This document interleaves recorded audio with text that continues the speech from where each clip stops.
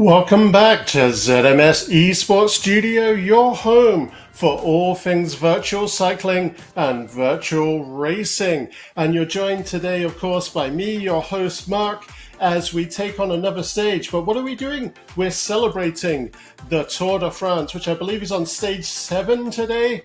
And to celebrate this, the most iconic cycling event of the sports year calendar, we at ZMS Esports Studio are bringing to you something special, the Chase the Yellow Race Series that is comprised of 9 stages, much akin to the original Tour de France. And what are those 9 stages? Well, we've already taken on stage 1 and 2. And today, which we'll get back to in a second, we'll see us take on stage 3, Alpe d'Huez, arguably one of the most iconic stages of all of Tour de France's history.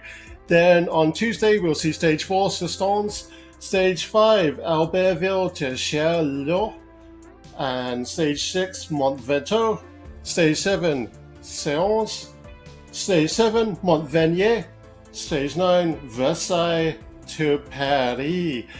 We talked about stage 3, but let's take a closer look at this.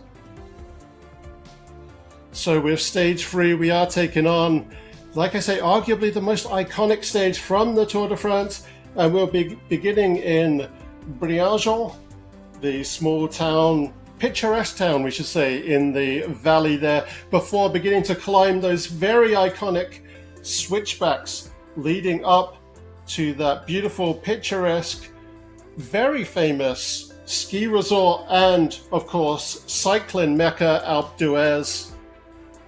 And this is going to be a stage that is going to separate the climbers from the rollers, from the sprinters. It's going to be 18.9 kilometer cumulative distance and a cumulative elevation gain of more than 1 kilometer, so that's 1,125 meters. Wowee, that's going to be a tough one today. So what are the contenders taking on the Alpe d'Huez today? Well, here we have our main screen of all of our wonderful teams joining us, but let's take a closer look at those teams, beginning with OTR Punchers. And continuing with OTR, we have OTR Spartans. And bringing some fierce European contenders to the game is Moon Riders. And as one of our partners on this, alongside us at ZMS Esports Studio, is E-Cycling Club Denmark, and this is Team 1. E-Cycling Club Denmark Team 2. And a team that is a union between teams that may be familiar to riders and racers on Wahoo RGT, and that is West London Virtual Racing teamed up with Peddlers to form West London Peddlers. A familiar team name to riders and racers on a variety of virtual cycling platforms, Glasgow United Cycling Club. And a team that has really put the gears to our top contenders, Race 3R.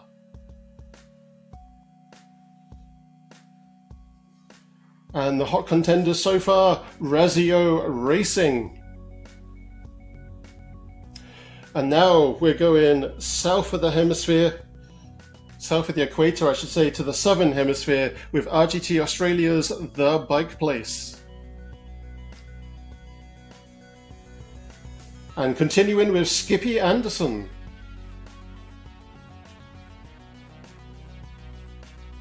And another team that is in hot contention right now, Cadell's Sharks.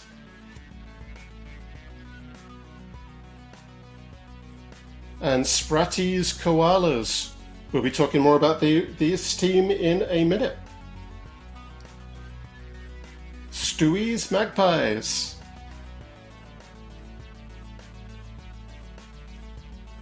And Rocket Robbie.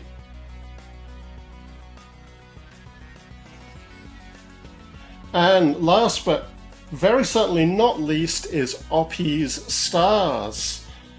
So now that we've seen some of the teams and the contenders that are going to be taken on the course, we love community here at ZMS Esports Studio, and we want to shine a light on the wonderful community that we have on Wahoo RGT, which is why we want to share with you our well wishes for Dave, Stu, and GT, who tomorrow will be taking on the L'Etape. And I missed out doing the L'Etape Canada, but this is the version of the race that us regular roadies can take on and enter. So do have fun with that, guys, and we wish you the best, and please do join us in wishing them the best. I'm sure it will spur them on as they really push through those crank arms tomorrow. And now that we've given some well wishes, let's get back to the fierce competition ahead. Let's take a look at the general classification. So this is our results as they stand from both stage 1 and stage 2.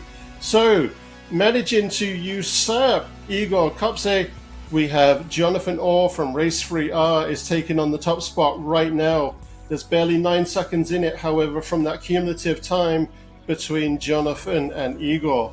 Taking on third place and making a very impressive mark for the E-Cycling Club Denmark is Kasper Hetterdam, and he's at 1 hour and 44. And my apologies, I should also clarify that the top time at the moment, cumulative, is 1 hour 43 and 32 seconds from Jonathan. Igor 9 seconds behind at 1 hour 43 and 42.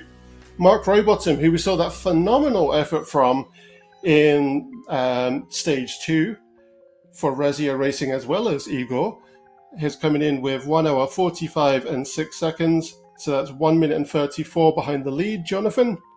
And then rounded out our top 5 is Said Keradine, also with Race 3R, so making a very impressive mark again for Race 3R, 1 hour 45 and 19, which is 1 minute 46 behind Jonathan.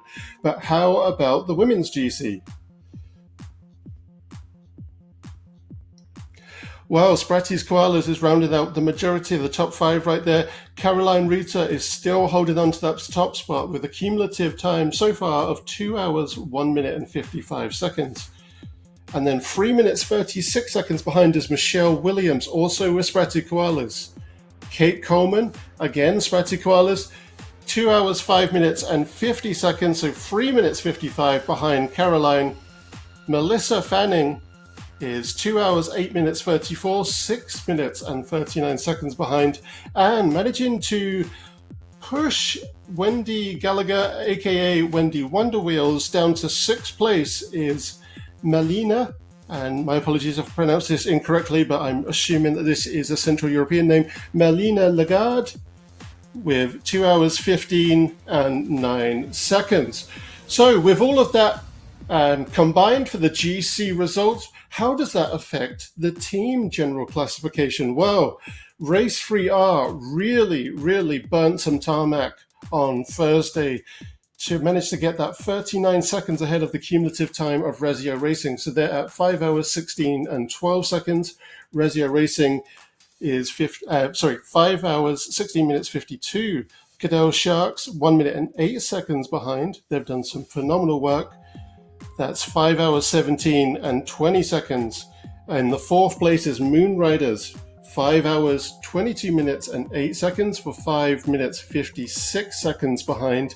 And with those very impressive pushes from Kasper Hetterdam, we have E-Cycling Club Denmark Team 1 in 5 hours, 23 minutes and 49 seconds, putting them 7 minutes and 37 seconds behind.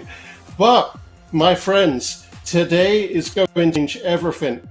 There is over a kilometer of cumulative elevation gain, and that is really going to separate the skilled climbers from the sprinters. So this is anybody's game today, and we could see some major upsets. With that in mind, let's jump on over to that start line. And even though you're looking at virtual avatars of real-world racers, you can feel that palpable tension waiting on that start line. the nerves as they begin to boil, the introspective questioning that is coming in every racer's mind right here. So we do have a live time slot, which is a live race, and we do also have time slot 1 replay, which is for our Southern Hemisphere friends and people that cannot make the live time, which is live right now. I may refer to it as Northern Hemisphere and Southern Hemisphere as we go through, but let us know in the comments, who are you placing your bets on today? Who are you placing your bets on as a team? Who are your contenders as the individual racers that you're placing bets on? And who are your bets on in Stage 7 today in the Tour de France? So we've got just over a minute 30, or just under a minute 30 before we go.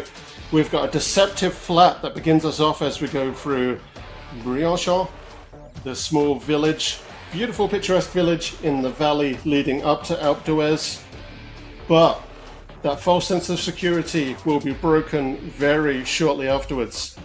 We may see some team tactics come into play, and that's what I'm hoping to see, and I'll talk a little bit more about that as we get closer to that climb. So we've got a lot of people in the pen, ready to shoot off that start line.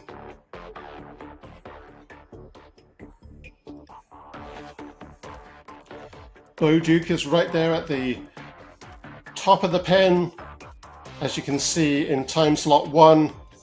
And he so far has been the big contender for the Southern Hemisphere. It's interesting to see Igor Kopse is also in that time slot, likely couldn't make the live time today.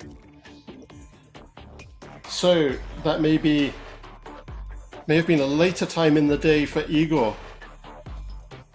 Let's see if he was well rested enough for today's race. And we've got live webcams of our racers today. We've got Casper Hederdam in the top right. We have Gordon, top left, Gordon Jackson from OTR Spartans. And then we have Ian Hansen from E-Cycling Club Denmark as well. And we are off. So we're going to see some big pushes out of the pen, looking to get to that climb first, especially if any of our riders are more skilled at, let's say, being a sprinter. They perhaps want to get into the big push of this climb sooner rather than later. And you can see, as we've discussed previously, the color-coded elevation profile on the bottom of each screen, and going from green being the flats up to red being your high percentile climb, so you can see just how fierce of a climb lies ahead. So Casper there for the live time is pushing ahead. We've got T. Adams here from Romania. He's getting a good lead there. And yeah, we're looking at getting our sprinters ahead, it seems. With Ben Kirk here looking to chase down T. Adams. And we are strung out right now, but let's talk about those team tactics.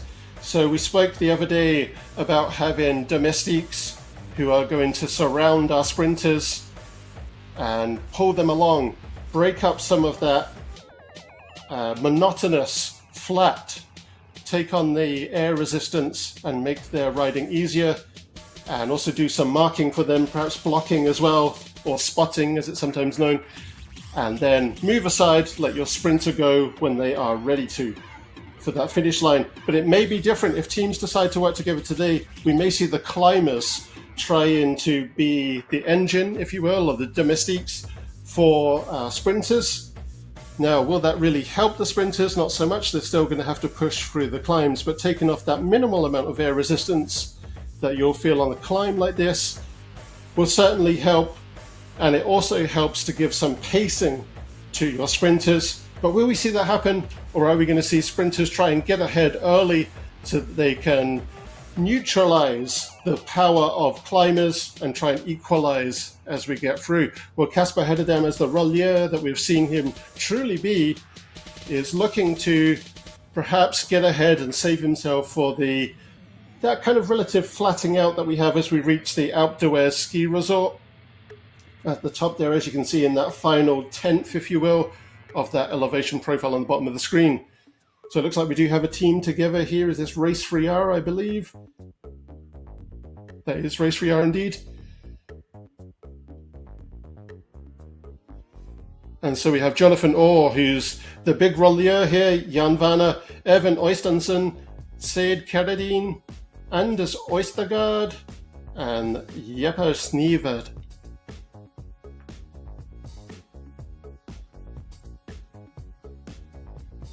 And Casper losing a little bit of ground here, catching up, managing to push ahead. And we've got a team here that is mostly in a nice tight peloton, but perhaps looking to mark here and spread out into a bit of an echelon. Or Keith Barkley for OTR. I believe that's OTR Spartans. And Keith is looking to get some of that draft benefit on the flat here and keep somewhere in a good position with these climbing stages. The positioning that normally comes into the end in the relative flat or a mixed terrain as we get towards the end. That doesn't my apologies, Kevin Barkley. That doesn't come in so much at the end, so much as all the way into the climb. So getting that good position early on and finding your place in any form of peloton is going to help, because certainly we won't see much of pelotons here going forward. We're going to see that really stretched out elastic, if you will. So we can see here Gordon Jackson getting a good rhythm on. Casper ahead of them. Got a very smooth cadence rhythm there on his webcam, as has Ian Hansen. And is this Kevin from OTR?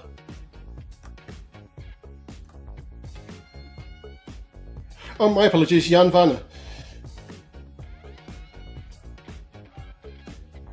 Oh, and James Ogilvie. My apologies. Jan Hansen. All right, I'm just seeing. My apologies. I'm seeing the J of the white of the J collide with the white of the shelf there. Jan Hansen, and we have James Ogilvie on the bottom left. James Ogilvie, who is the founder, organizer, and statistician for Love Triple T or Love Team Time Trial. Everyone's keeping nice and stable right now. And Race 3R really pulling ahead, really working as a team here. Now, I know from having seen Evan Oystensen race in the React e-cycling race series that takes place on Wahoo RGT here, that he is very powerful and can hold that anaerobic for quite a while.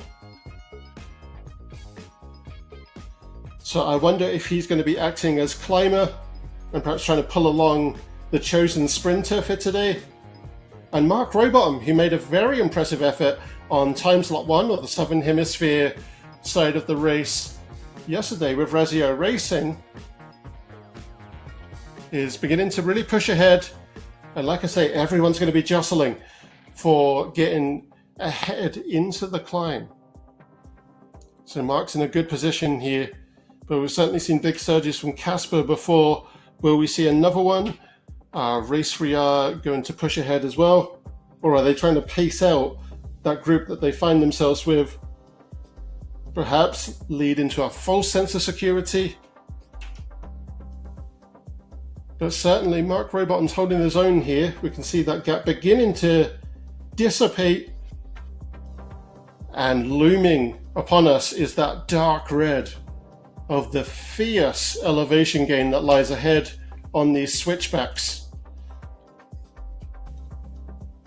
Going up Mount Blanc or Peak Blanc to Alpe d'Huez. We've got another member of E-Cycling Club Denmark here, really pushing ahead, and now we can see those efforts really strung out.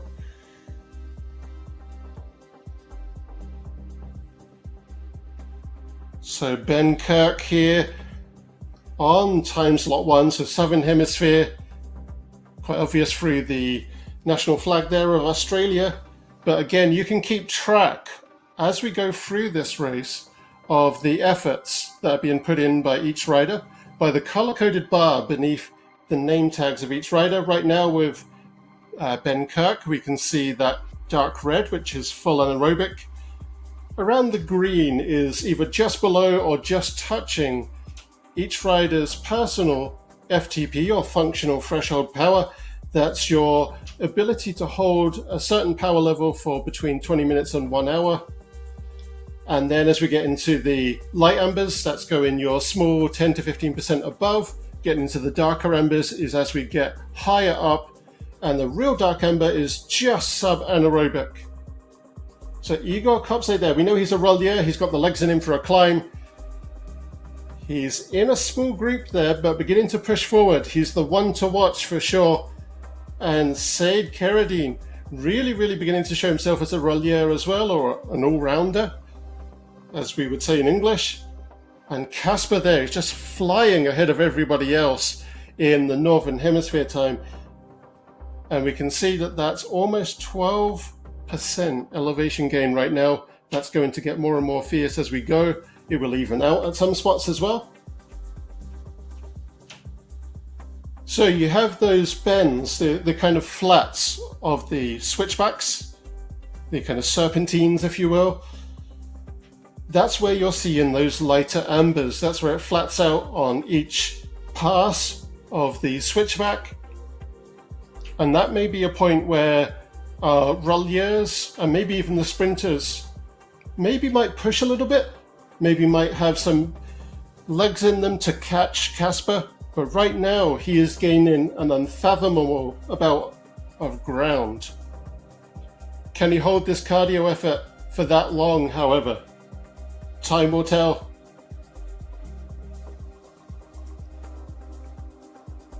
And I love these helicopter cams. They're especially more impressive when we're doing switchbacks, going up the side of a mountain.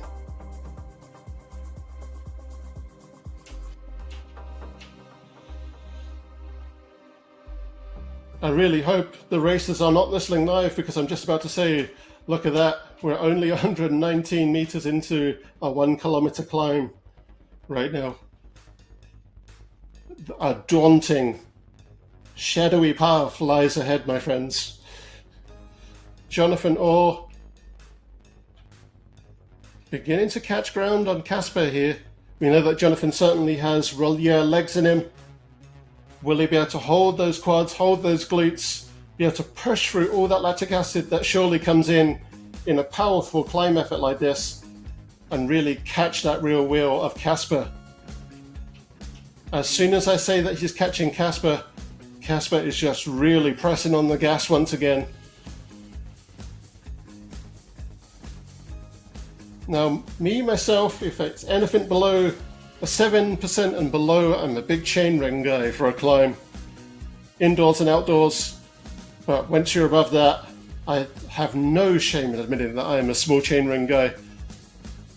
And I'm sure the small chainrings on the Direct Drive Smart Trainers today around the world for our contenders are going to be tested to their limits.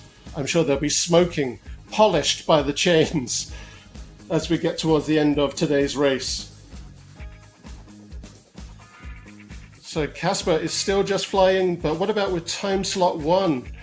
We've actually got a small group strung out like an elastic band, but nonetheless, we see a lot of chasing and catching here. We've got Andrei Krajovsky here, and Daniel Baxter. Andy Penn also playing catch-up.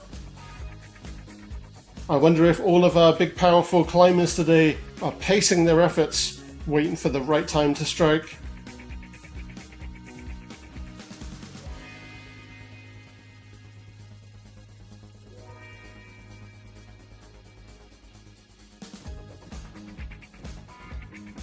So let's take a look at Jonathan Orr and his big chase effort here.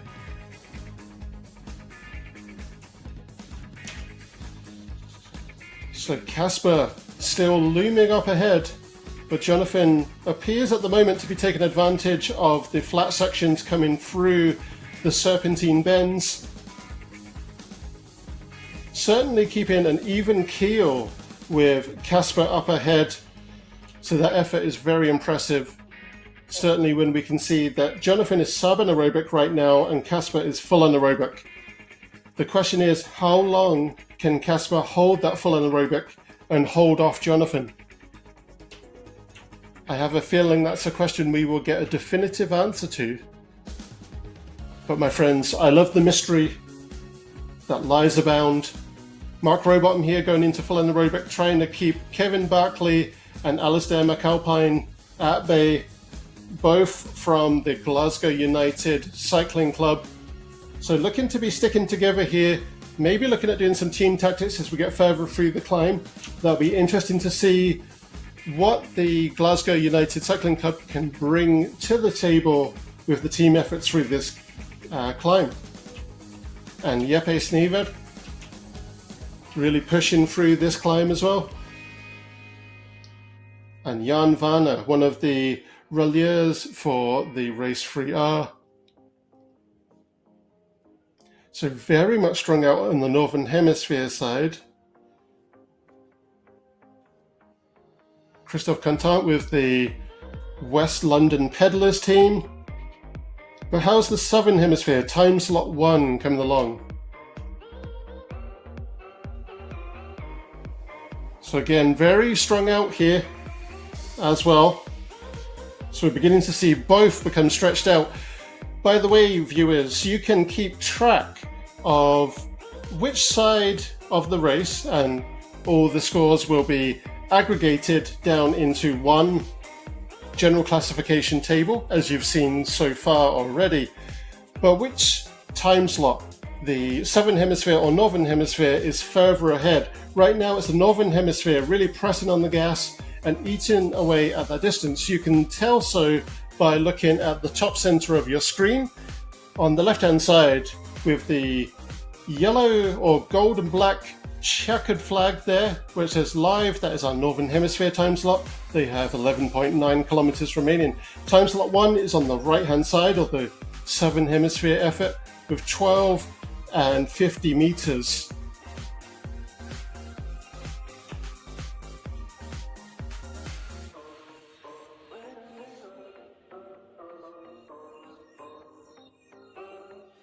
So there is certainly no shame in these efforts being strung out here and being stretched into an elastic band rather than a peloton, because this is certainly a fierce climb.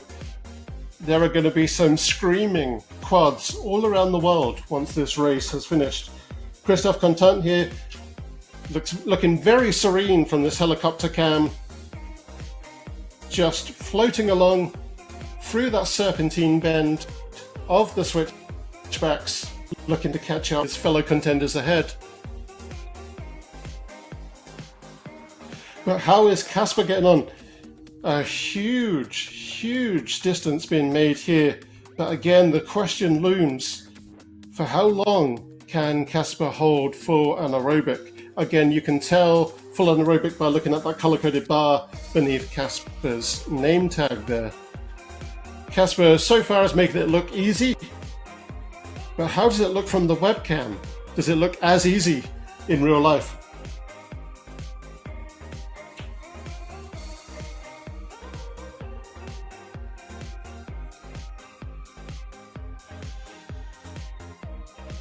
Certainly we can see the pain faces there, and there, like I say, no shame in that. We can see James Ogilvie on the bottom left there is really pushing through the cranks. He's stood up on the hoods, stood up on those pedals, and just really giving some, as is Gordon there. And I'm surprised at how long Casper is able to sit for, as is Jan Hansen as well. So we'll go through it here. Top left, we've got the UK represented by Gordon Jackson. Top right, we have Denmark represented by Casper Hedderdam. We've got the UK represented again by James Ogilvie on the bottom left, and bottom right is once again Denmark with Jan Hansen.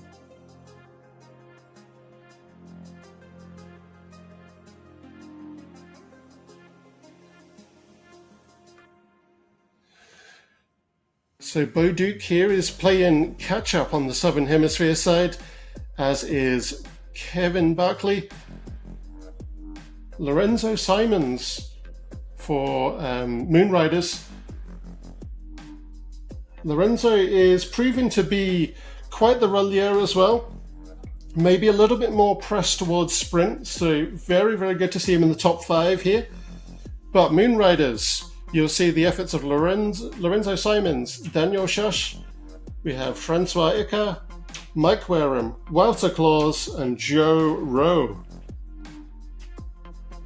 And Wouter here playing catch-up to teammate Lorenzo Simons, not far behind, so we may even see some team pacing, some team efforts coming through this climb.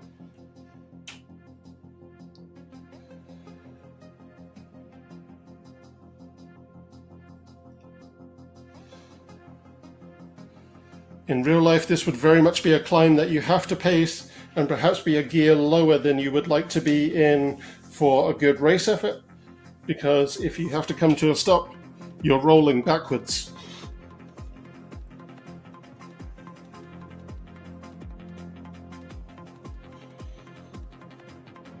So we have OTR punchers with Kevin Barkley, who we can see very close to the front in this chase effort here. We have Tony Lake, Andy Wides, James Ogilvie, who we saw on the webcam there, Sean Lavelle, and Stephen Elliott.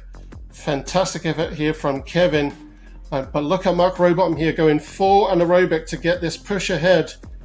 But just before this serpentine bend, where we'll get a little bit of reprieve as it flattens out, which might be Kevin's time to maybe attack, putting a bit of a chase effort back against Mark Rowbottom.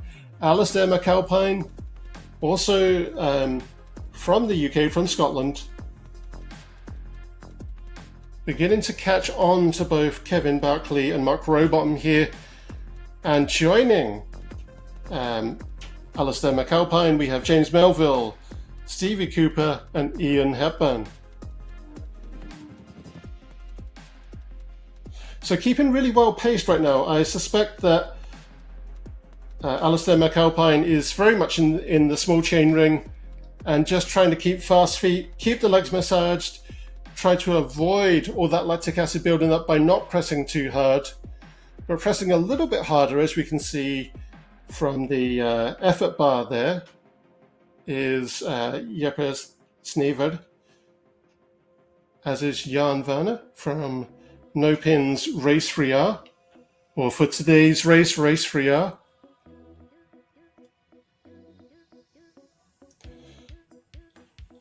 And who is joining Jan Werner on Race 3R? We have Jonathan Orr, who we have right up at the front there, giving that chase effort to Casper. We have Evan Oystensen, Seid Kerradine, Anders Oystergaard, and Jeppe Sneverd.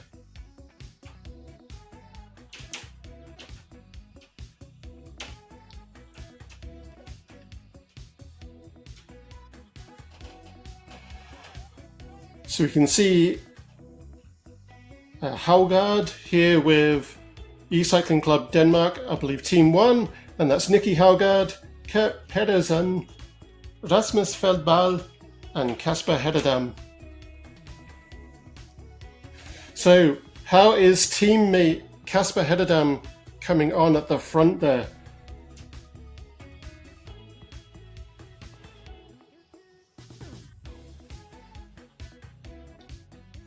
Again, just flying. So he has 130-ish meters over Jonathan Orr. But Jonathan, as a relier, is he going to use these serpentine bends where we see a relative flat, a relative decrease in the elevation gain? Are they going to be used to full advantage? We've got Seid Kerradine there really pushing ahead on time slot 1. Followed by Igor Kopse. Igor has really pushed through that small peloton he was a part of that really began to string out there. And he is showing that he truly, as a relier, has truly got it as a climber as well.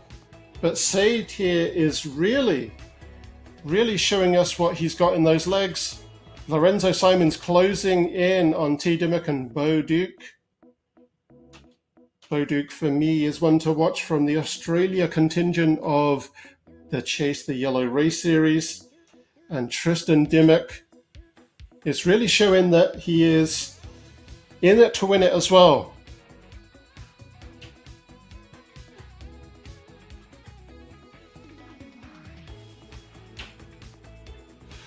So as we see which time slot, live race or time slot 1, is further ahead, it maintains being the live Northern Hemisphere one, but that time is being eaten away at by the Southern Hemisphere effort.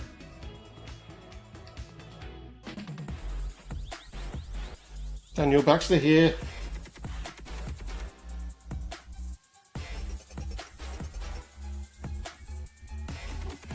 Andy Penn here playing catch up here. So we're beginning to see a lot of this climb begin to even out. Perhaps the relaxing of the elastic band, if you will. So Saeed Carradine is still holding about 130 meters over Igor, but Igor is closing that gap and fast. Lorenzo Simons is beginning to close that gap with Tristan Dimmock, and my apologies, Tristan Dimmock is actually here in time slot 1, the Southern Hemisphere time.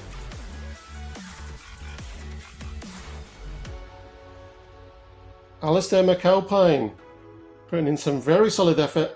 I'm liking the fact that I'm seeing the green on that effort bar. He's knowing how to pace, and I feel like he's holding something back. He has to be. He's a Scottish roadie, a Scotsman. Of course, he's going to be used to powering up some fierce climbs on his road bike in the real world, I'm sure. And Jan Varner is beginning to get to a point where he's pacing that effort out to around FTP as well. Perhaps looking to hold a somewhat faster feat for him. Ben Kirk, he's holding a good chase effort, as is Noel Holder.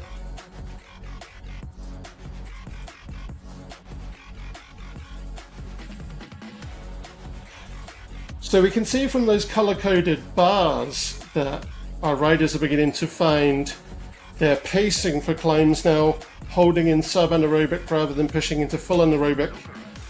We can see almost 7 watts per kilo from Igor up ahead if you look at the chart on the center left of your screen.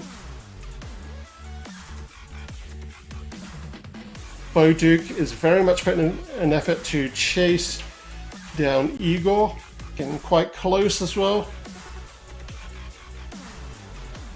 And Wouter Claus. So Saeed Carradine is really impressing on this course. But Igor now has eaten away half of that time difference, getting down to just over 70 meters behind Saeed. Is Saeed going to be able to keep Igor at bay? Igor is a machine at this point, as is Kasper Hedadam for the Northern Hemisphere time slot. Almost serene with how unobstructed he is on that road by other racers.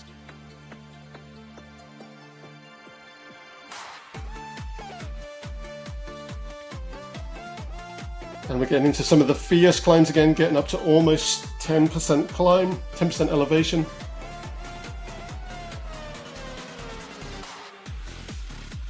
So we're almost halfway through, and if the contenders are listening to the commentary live, well, the relief is that you're almost halfway through the entire elevation gain right now. Jonathan Orr, second place. It looks like he's managed to eat that time, that distance, my apologies, the distance between himself and Kasper down to just about 100 meters.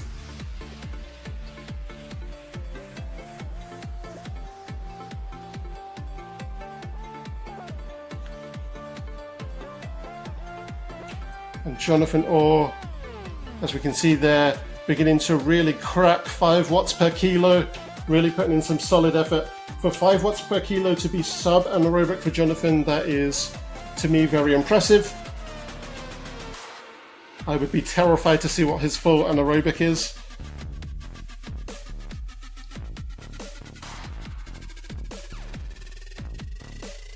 And with Moon Riders here, we have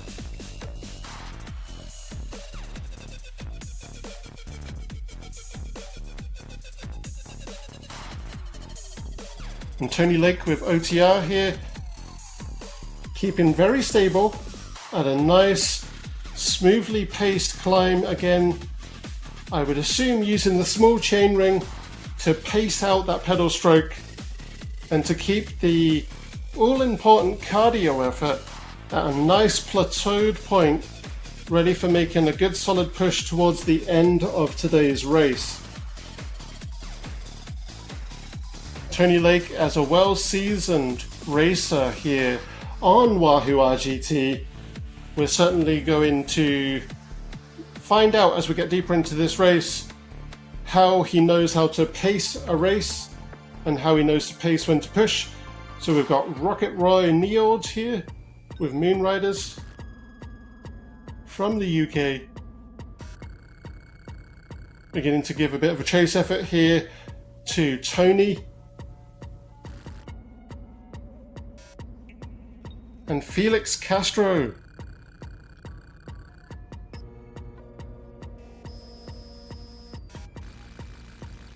With the West London Pedalers team beginning to close gaps, beginning to get into those teens of his positioning and looking to climb really nice paced sub-anaerobic effort.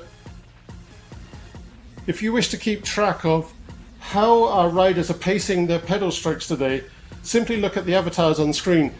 As long as you have a cadence meter attached in-game in Wahoo RGT via either Bluetooth or ANT+, the animation of the cadence on your avatar will be like for like.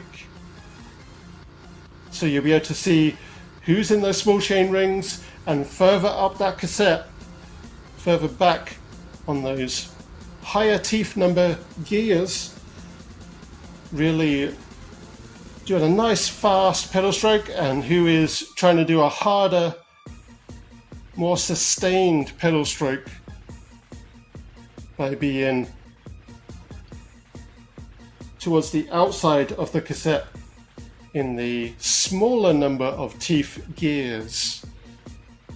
So Jonathan Orr here really just flying, beginning to put in the real effort there to close that wide breadth of tarmac between himself and Casper.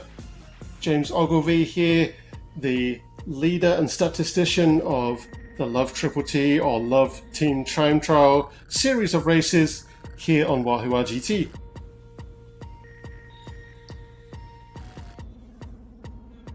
And we have Pedersen here with the E-Cycling Club Denmark going full anaerobic, looking to close that gap ahead. Alistair McAlpine on the Northern Hemisphere side of the race here, keeping nice, well paced. Again, I'm sure his real world experience going up and down those hills across Scotland as a roadie is giving him some real world experience to bring to the fore here on how to pace his climb effort to put in an attack for a real good placement in this race. So Said Carradine still holding place right now, but as you can see, if we look at that table in the center left of your screen, you can see that Igor is eating away that time. We saw previously a 130 meter distance that Said had over Igor, and that is being chumped away at all the time. I like to think of that as like Igor is the Terminator, and he just sees that distance and he's going to eliminate that distance. So you can see that Jan Hansen getting nice and comfortable by getting out of the saddle, really pushing through the crank arms and really leaning on the hoods. And the small chain ring for James Ogilvie, keeping the fast feet, keeping those all-important quads massaged, trying to keep that lactic acid to that all-important minimum, which will be necessary for chasing Casper Hetterdam here, who is still just flying. Let's take a look and see how much distance there is now between Casper and Jonathan. So beginning to flex a little bit back, be stretched a little bit back if we view that as being the metaphor of an elastic band, to about 120 meters there. But Jonathan still holding stable, not going into his full anaerobic just yet. So I've got a feeling that Jonathan is waiting for a part of the climb.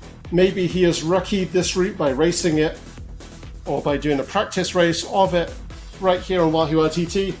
And perhaps he knows the location where he's really going to put down that big anaerobic push. Time will tell.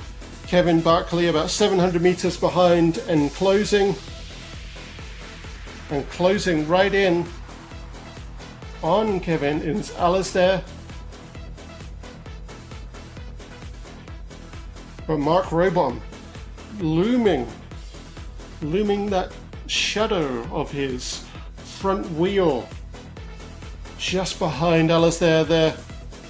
And we certainly know that Mark has got that cardio effort. He's certainly got the quads for it.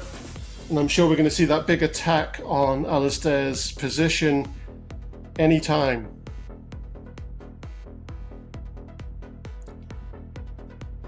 And we've got Jeppe Snevert here.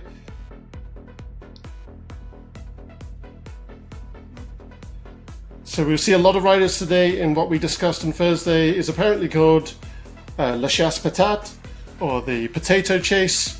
The position, the unenviable position of being between groups where all you can do is put in maximum output. Said Carradine still just flying there, as is Casper.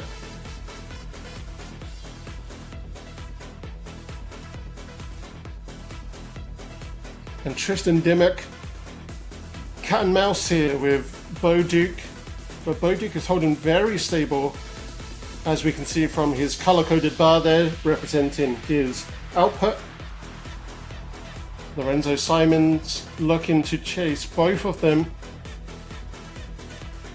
as is Ben Kirk.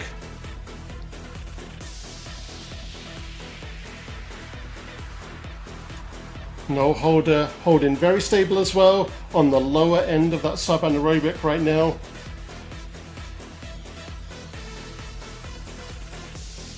A lower cadence here, so really pushing through, looking more at power than at pacing.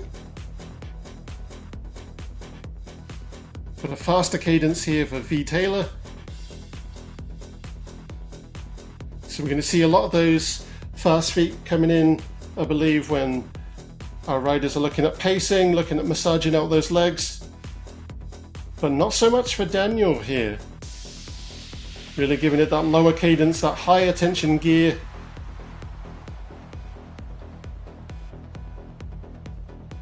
And again, looking at power here, but also looking at pacing that power, as we can see through his effort bar there.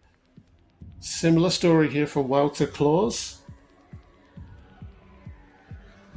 But Sade still just flying, but that distance that lies between him, the gulf of distance, is being taken down to a mere flicker of a distance between himself and Igor.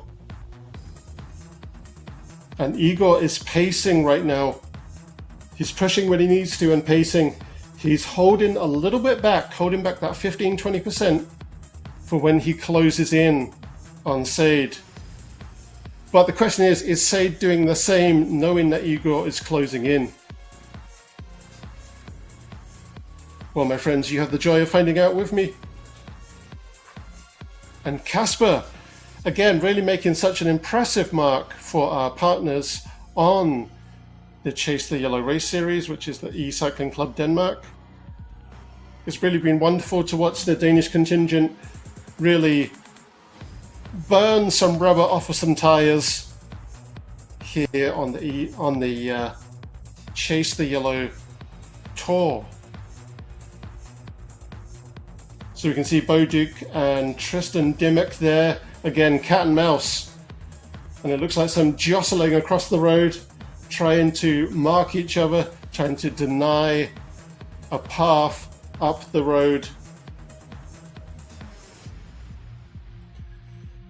So right now, Sade is managing to hold Igor at bay.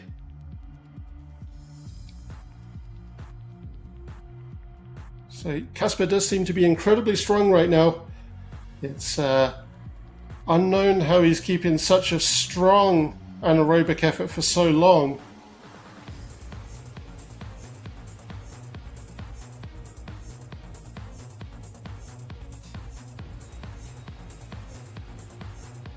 But one thing is for certain, Jonathan Orr is managing to close that distance. And speaking of closing the difference, again, if I avert your attention to the top center of the screen, we can see the distance remaining for both live Northern Hemisphere on the left and the time slot 1 or Southern Hemisphere Australia to the right. And the Australia contingent is really beginning to eat away at that lead that the Northern Hemisphere has right now. So 90 meters, Jonathan has got the distance between him and Casper down to 90.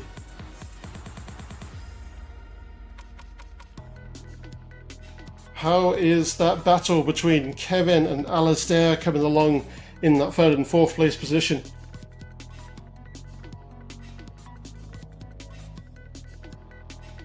So Kevin here keeping fairly stable at the lower end of sub-anaerobic. A nice fast pedal stroke, keeping those quads massaged, keeping ready for a big push.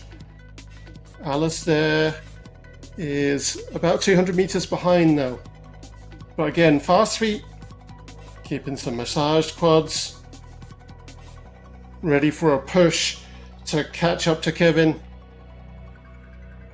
And Alistair himself is about 50 meters ahead of Mark Rowbottom, who has been putting in a fierce effort all through the Chase the Yellow Tour so far for Razio Racing.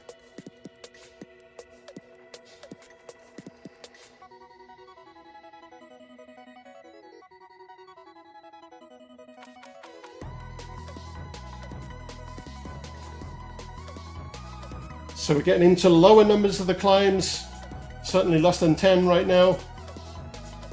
Andrei Krajewski there. And Andy Penn.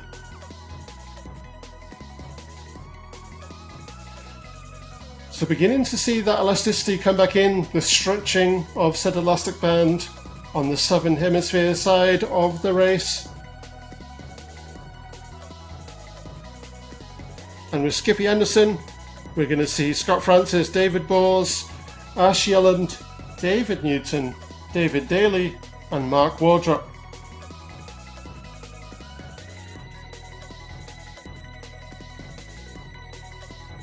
So James Ogilvie, who was on time slot 1, who we can also see on the webcam there, managing to keep a nice, good effort, keeping those legs fairly fast.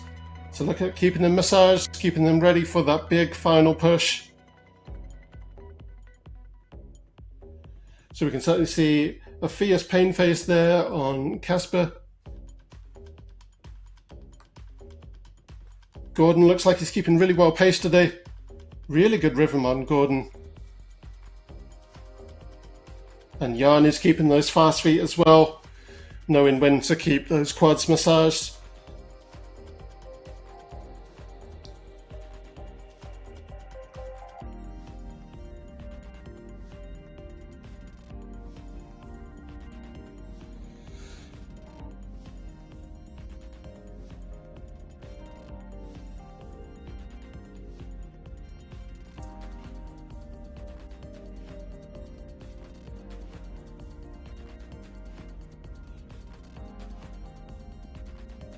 So the bike place, we'll see riders today on course: Tim Rice, Dan Baxter, Michael Vrieken, Callum Henderson, Brian Wilmot and David Vass.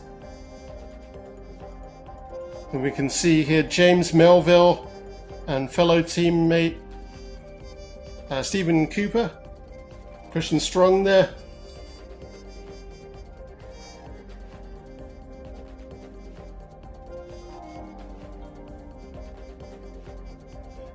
What I find really interesting with this is looking at the cadence, as I've discussed a couple of times here, but we can see some really nice pacing there.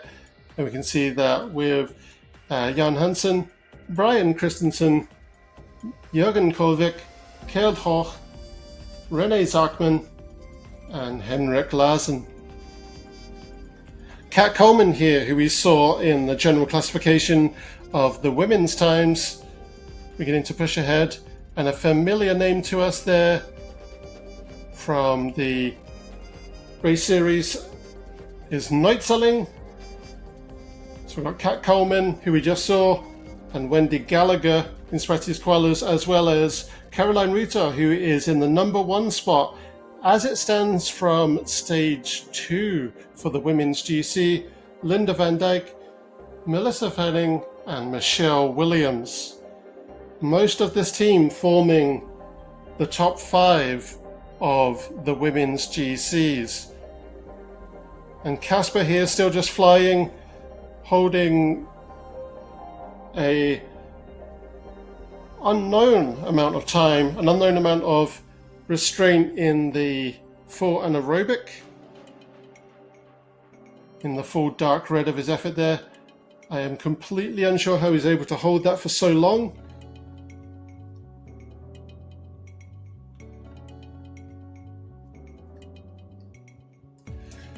So that time, the distance between Casper and Jonathan Orr is really being eaten away by Jonathan. That's now down to 75. So we previously saw that being eaten away down to 90 meters. It's now 70 and decreasing all the time.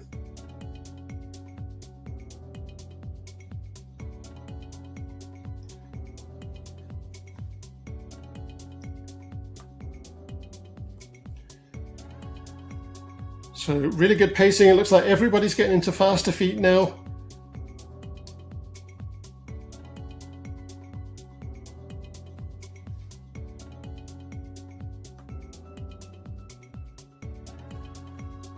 Some very solid pain faces on everyone's behalf there. Although Jan Hansen is making this look easy.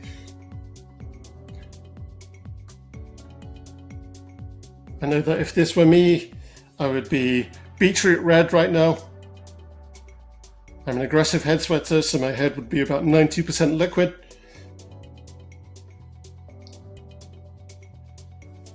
And Jay Lee here, way below FTP, slow feet, maybe a little bit of a technical going on, unfortunately. Oh, and Said Keradine is opening up the distance between himself and Igor. That's now back to 110 meters.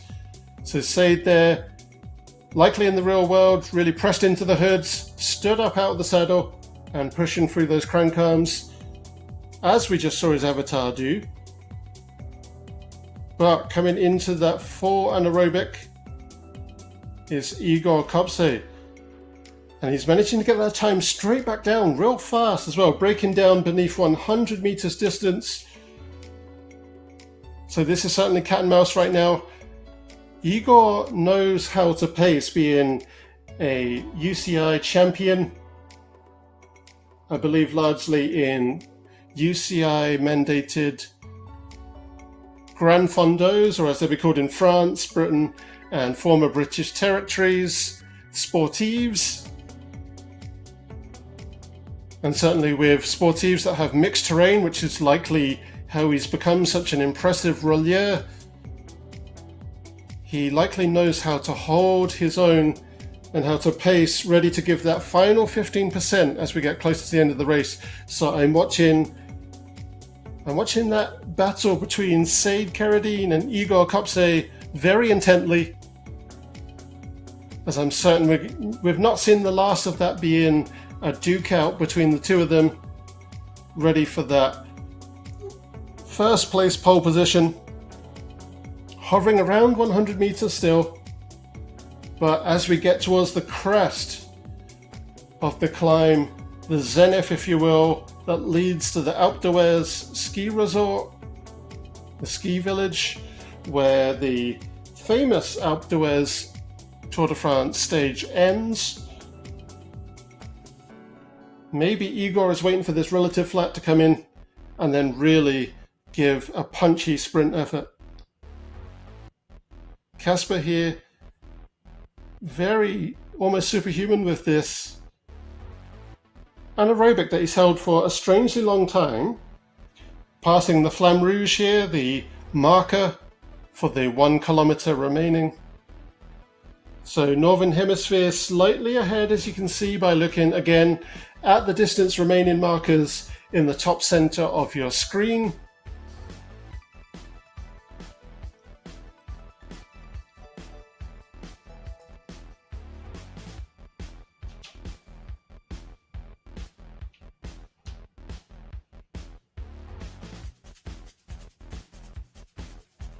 Jonathan Orr here keeping sub-anaerobic, keeping really well paced on that cadence, lower, so one would suspect in a very high tension gear and looking more at power for speed than fast feet for speed. So looking at being efficient essentially in the effort that's pushed through the legs and through the cranks. But how is Sade getting on at the front here on time slot 1? So he's managed to open that gap back up to 150 meters, but Igor is really beginning to push now, knowing that the crest out to the flat is coming.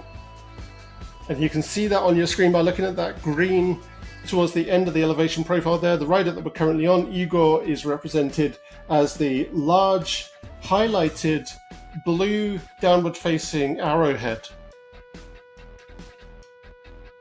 And of course, our finish line is that purple marker on the elevation.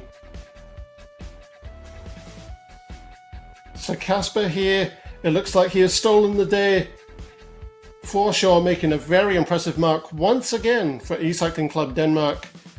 And I'm sure taking a very well-deserved rest right now. Jonathan Orr. Wow, what an effort from Jonathan Orr. He almost caught the rear wheel of Casper so many times here. Sade Carradine, that is his day as well on the Southern Hemisphere race. It looks like first place for RGC is nonetheless Casper, followed by Sade, followed by Jonathan Orr. And it's looking like Igor here is taking 4th place. Oh, my apologies. I got completely confused between our markers here. This is Flamme Rouge, so 1 kilometer remaining.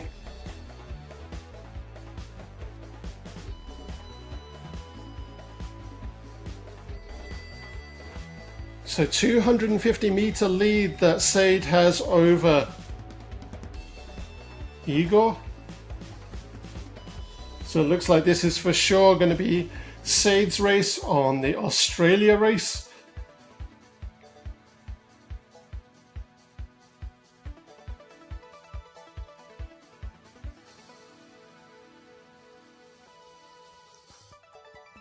And look at that, just flying through this flat. A little tiny peak of a climb here, just straight into that finish line.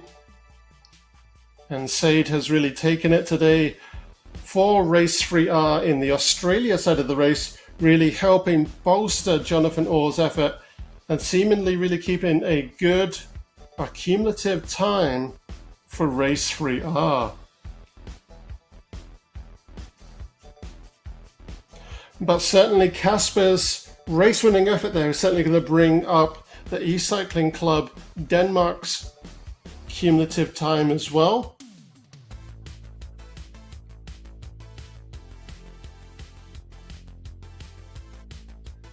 And a very well-deserved rest there for Sade. But Igor was a machine with that Terminator-like decimation of the road between him and Sade.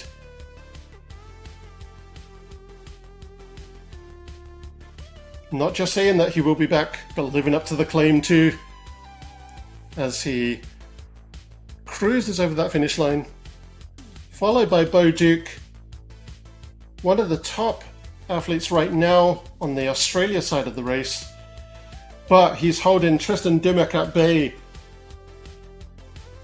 Both getting into full anaerobic for the sprint. Oh, Tristan is really keeping this neck and neck between him and Boudic. But can Boudic really pace him out for that long? Oh man, this is shoulder blade to shoulder blade. This may even be a photo finish yet. Oh, and I cannot tell. I believe that was Boudic just by the tip of his front wheel. But wow, I'm always very impressed by finish line sprints, so thanks for keeping me excited on the edge of my seat there, guys. Thoroughly appreciated. Lorenzo Simons for Belgium. And Kevin Buckley, this is where he's getting into his real fast feet and speed. Keeping both level there.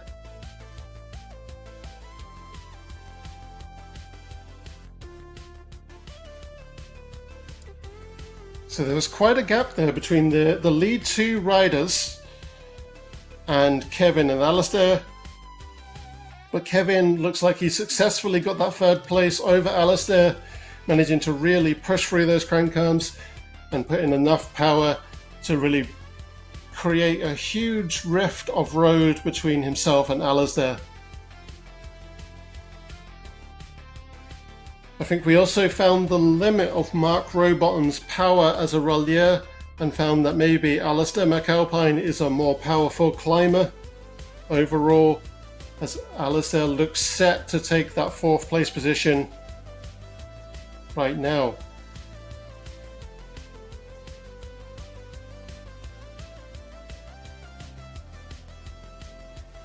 And look at that nice smooth cadence rhythm, keeping in almost a sprint there as Kevin crosses that finish line. And likewise for Alistair McAlpine, holding almost half a kilometre over Mark Rowbottom. And Ben Kirk here for the Australia side of the race, keeping nice and fast in that cadence rhythm once again. I would assume everyone back in the large chain ring now. So very impressive efforts in the full anaerobic.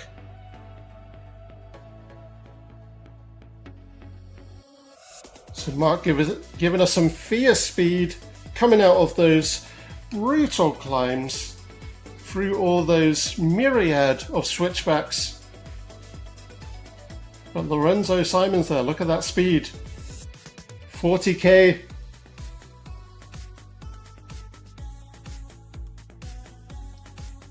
Lorenzo certainly has got the power as a sprinter, and I'm certain as we get deeper into the tour here, the Chase the Yellow Tour, we'll begin to see him get to flourish as a sprinter and get to see the sprint effort that we're currently seeing brought to the fore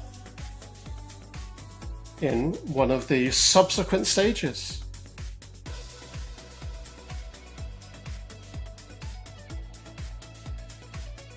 Jeppe Snevad here, keeping nice and well paced on that cadence in the full anaerobic. So likely a very high tension gear right now.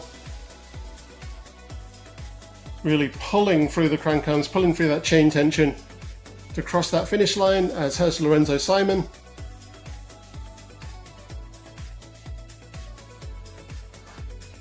And Jan Varner also plateauing out of the final peaks of the climb, getting into the trough of that relative flat.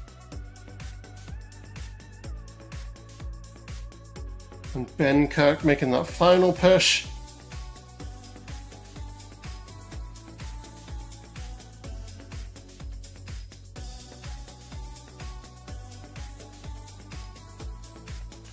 So Ben Kirk keeping that cadence really low, so very high tension gear, especially to be an anaerobic here. Looking to keep the power going. Perhaps he's done enough massage in the legs and just wants to get a little bit of power through.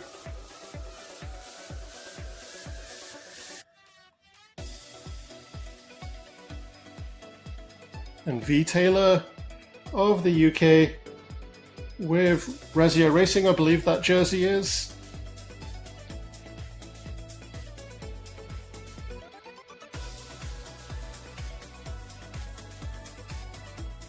Nice fast feet here. Just sub-anaerobic, barely by a hair. So a little bit of a sprint effort, I believe. But a nice, well-tempered pace sprint effort. Nice, well-paced sprint effort is what I meant to say there. No holder, keeping low on that cadence. Very high-tension gear. Looking to really stand through this final bit of climb to the sprint, to the finish line, as opposed to a big sprint effort.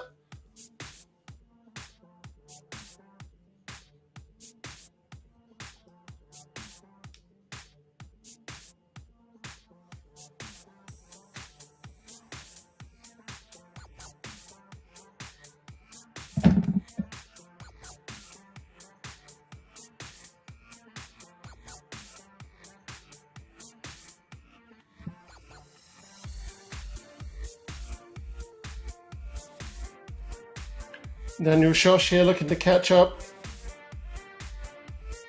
Keeping those feet nice and slow. So very high tension gear pushing through this climb.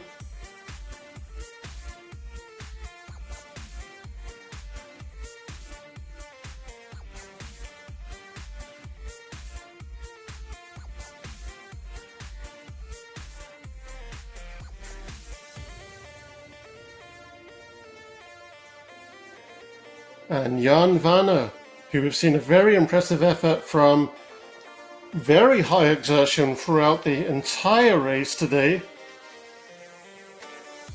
is making no exception as he's closing in on that finish line. I'm certain a very well-deserved rest at the end here.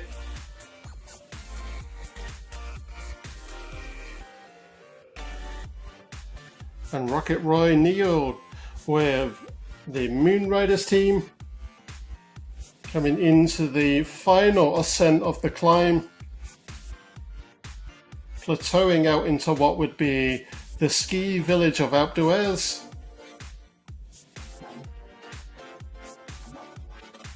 And Race 3R here with M. Hammond just crossing the Flamme Rouge.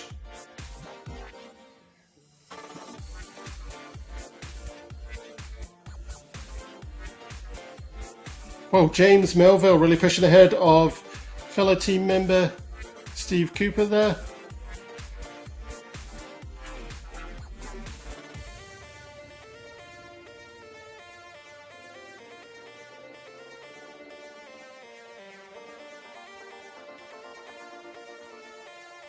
Nice tempered effort once again, just across that finish line and begin to lower that cardio effort that I'm sure has invariably built up across today's race.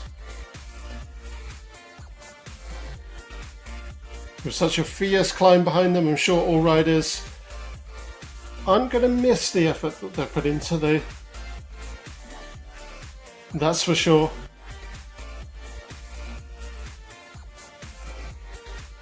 And Christophe Canton here, a familiar name to followers of the React eCycling Race Series and Love Triple T, or both on Wahoo RGT. Keeping full anaerobic, fairly high cadence, and seemingly a fairly high tension gear. Cresting that finish line, making it look easy.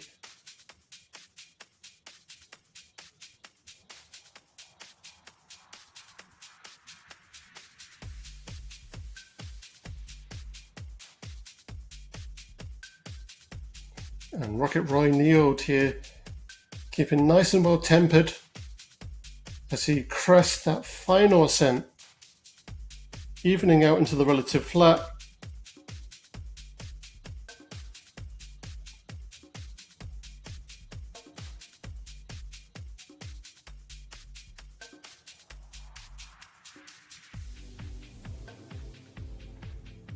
So Rocket Roy looks to have nobody challenging his position right now. So he's taking advantage of this time to keep a nice well-tempered effort, perhaps begin to lower that cardio, lower that heart rate, get back from being what I'm sure has accumulated into shallow breaths back into the VO2, back into the nice deep breaths. as he crosses, or just about to cross, the Flamme Rouge.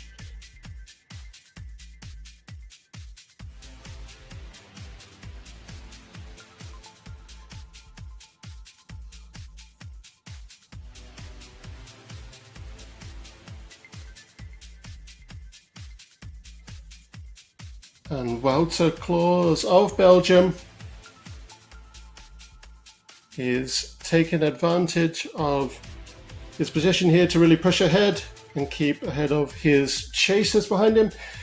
And while I'm here, while we're watching our contenders cross the finish line, I should mention that we do also have, if you have not been able to take advantage of finding a team or starting a team and joining the main tour series of Chase the Yellow, you can, as an individual, take on the Challenge Road, Chase the Yellow Challenge Road, which you can join at any time between now and the 31st of July in Wahoo RGT.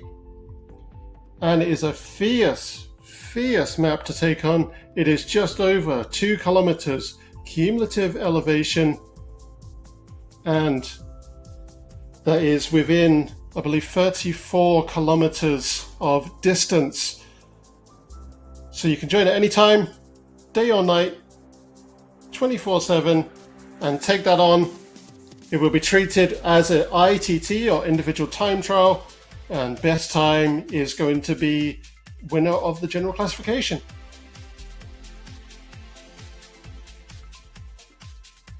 Stay tuned to the ZMS Esports Studio Facebook page or the Chase the Yellow on Wahoo RGT Facebook page for the announcements of results from Challenge Road,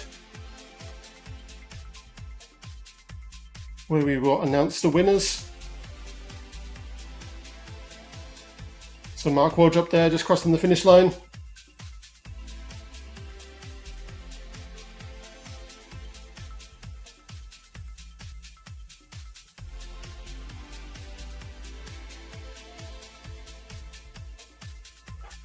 Tony Lake, a familiar name to, again, followers of the React E-Cycling Race Series, keeping his feet nice and fast as he's pushing for the finish line here. And as we saw on the table of the 9 stages at the beginning of today's live broadcast, the next race will be Tuesday 11th at very much the same time, and the stage will be Sistance.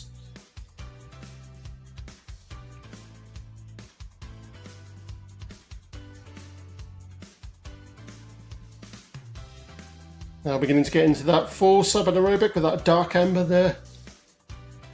Giving a nice fast sprint effort through the relative flat of what would be the ski village.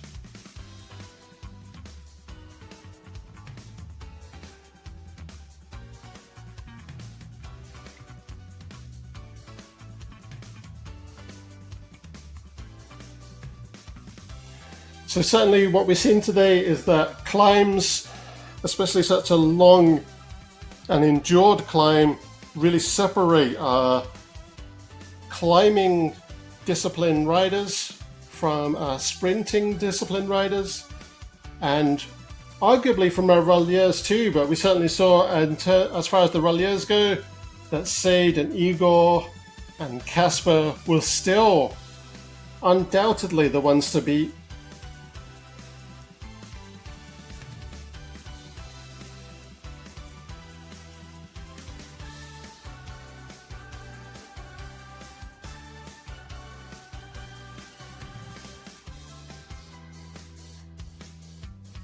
So in a short moment here, we should be ready for live general classifications.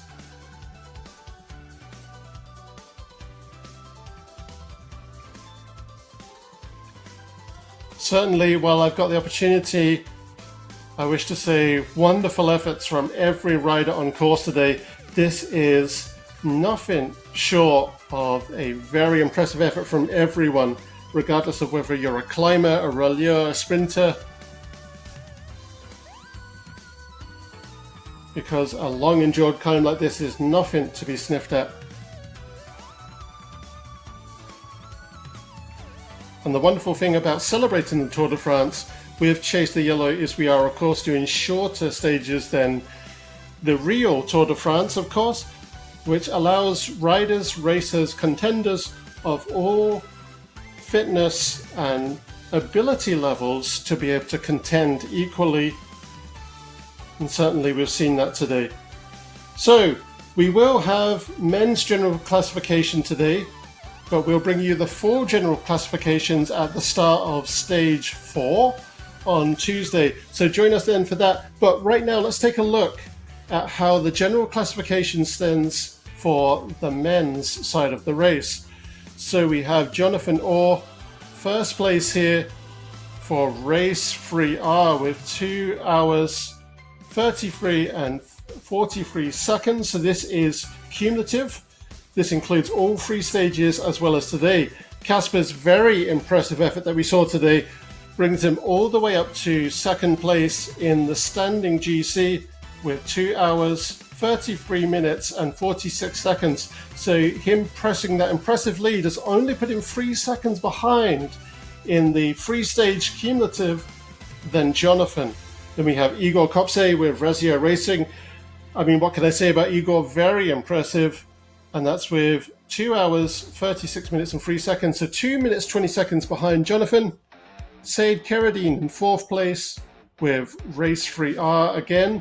So that's 2 hours, 37 minutes and 13 seconds, 3 minutes and 29 behind Jonathan. Bo Duke, very impressive Australian rider with Cadel Sharks. 2 hours, 38 minutes and 48 seconds, 5 minutes and 4 behind, rounding out our top 5. Phenomenal efforts today.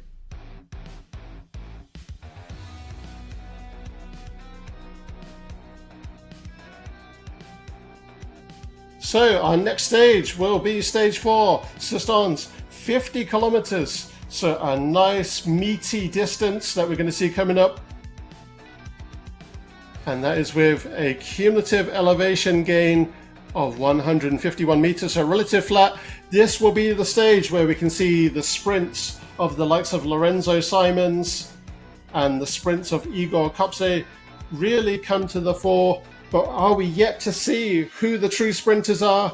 And are they going to come out in the wash in Sustons? Well, join us on Tuesday, why won't you, to find out. So my name's been Mark. It's been a pleasure to bring the commentary to you live today. You've been a wonderful audience. Have a wonderful day, and I hope to see you on Tuesday.